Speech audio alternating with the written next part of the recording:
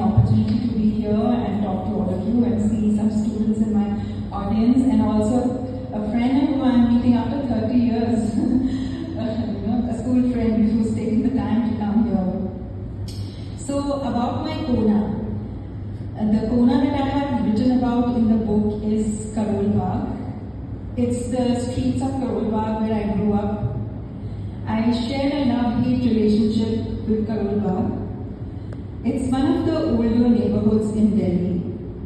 So after Delhi 6, this was Delhi 5, mostly refugees in the post-partition time came here, a lot of Punjabis. When I was growing up, there were a lot of Bengalis, there were a lot of Tamils. It was a very cosmopolitan neighborhood.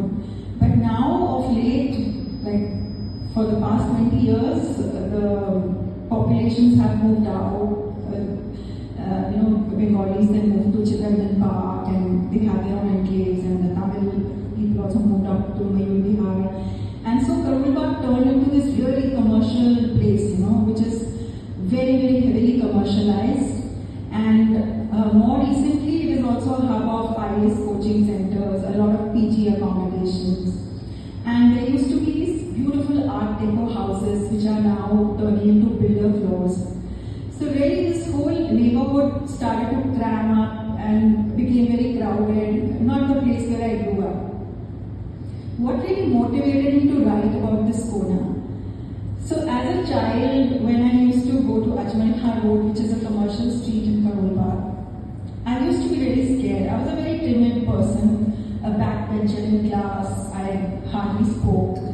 And Ajmal Road really intimidated me. So we had to really watch out for, so there were men who would squeeze your back and then they would, pinch you and stuff like that. So I was a really timid person and I hated that experience. And somehow in my mind, there was this feeling that, oh God, why was I born here and I want to run away from here.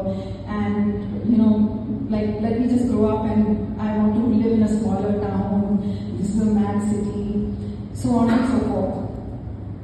And then when I grew up, I did get a chance, to move out, and I lived 6 years in Singapore. I saw the other side of the world. I experienced a new country. And then, as they say, life takes a full circle. And when you've seen the other side, you really realize the worth of your own side also. So, I loved Singapore. It's a beautiful city. And I loved all the experiences. However, I kept missing the warmth of that mohalla culture that was there in Karol Bagh. The things that I used to find very irritating as a child were, why are all these aunties not minding their business, why are they into each other's homes, all the time, trying to find out what's going on in your house, what's cooking. And in Singapore, your neighbors hardly knew what you were doing. They didn't know your life. And so, as I said, life took a full circle and I ended up back in Delhi after 6 years in Singapore.